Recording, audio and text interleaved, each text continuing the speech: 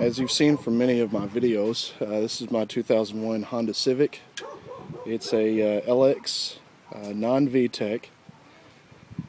Today I'm going to show you how to replace a cylinder head plug. I've had a issue with this. Previously, an oil leak has been coming from the top compartment here. This little space right here. I was getting a puddle of oil building up, and it was eventually building up to the point where it was dripping off of the side, dripping onto the ground. Probably, it was a small leak. It was probably a half a quart every month, every couple of months. This right here is your cylinder head cap or cylinder head seal, and as you can see here, this one has been replaced. There's no oil spillage, no leaks whatsoever. I replaced this not too long ago, and I got this little cap from the dealership, which is you're going to pay your max price getting any kind of parts from the dealership there. But it was fairly cheap, so I didn't mind paying for it. It was about $13 for this little cap. Fairly easy to install and replace. Searching around the forum on some information on replacing this cap, I found some questions that have come up that I've asked myself, and getting into this installation and this replacement, I discovered that it's fairly easy and there's nothing really to it. You don't have to loosen the valve cover. You don't have to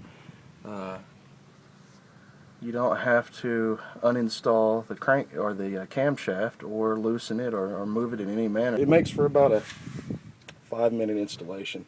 I use some sealant as well. So what you're going to need is just a few little basic tools to make it happen. I'm going to go ahead and list it here before I continue.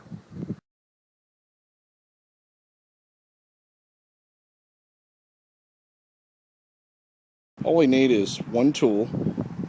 Got a screwdriver, a flathead, just a little small one here if I can get into focus. There we go. Small flathead so you can get into that current seal and break it loose, as it's going to have a little silicone compound sealing it onto the head there. And I'm going to show you how to break it loose here in just a minute. Also got a tube of Honda Bond, and this is your silicone liquid gasket. That's going to give you a nice permanent seal.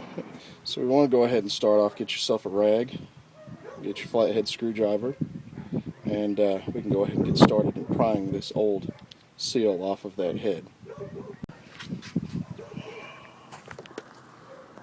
You're going to get in there, get you a nice little rag ready, because once you pop this seal off, a little bit of oil is going to start coming out, but not too much oil resides, above this line. So you might have to have about a half a quart of whatever oil you use in your engine on hand, so you can top it off after you're finished with this job. So you're going to take your screwdriver, and you're basically going to wedge it right in there. And for the sake of this, I'm just going to demonstrate since I've already replaced this one. But you're going to wedge it in there until it pops underneath the lip of this seal, and then you're going to pry this side off just a little bit. So after you pry on the right hand side, you want to pry a little bit over here on the opposite side, and you should get enough of the gasket or the seal off to where you can pry the rest of it off. It should pop right out, the whole thing. Now it's just held on there by a little bit of liquid gasket that was put on there originally when the engine was put together, and there's a rubber seal on the inside. Now this rubber seal is the reason why this started leaking. The rubber seals just naturally worn out over time. It's gotten a little brittle, and the section of the seal down here at the bottom, the rubber seal, had gotten so brittle it just gave way or broke way, and we started leaking oil at the very bottom of this cap, and it just started pooling, you know, right about there to the point where it was dripping off onto the ground. So once you pry the old cap off, just clean the joining surfaces of your head and the new cap. New cap should be brand new, so it shouldn't be dirty. You shouldn't have to clean it. But on the new cap, you want to put a bead of the new liquid gasket around the edge where it's going to touch and join to the head. You want to put just a small bead around the edge of it. And it's okay if the bead kind of bleeds off onto the rubber gasket. It's all going to seal, make a permanent bond anyway. So once you do that, try to line up your cap here with these horizontal lines. Make them as straight as possible, you know, going across your, basically matching the line of where your valve cover meets the head here. Make sure those are horizontal. Press it on there nice and tight on the bottom, sides, top, and let it seal for about 24 hours before driving your car. And that way you can make a nice permanent seal, and you won't have to worry about any additional leaks there. So there you have it. Easy and simple, very cost effective, and definitely easy on the budget.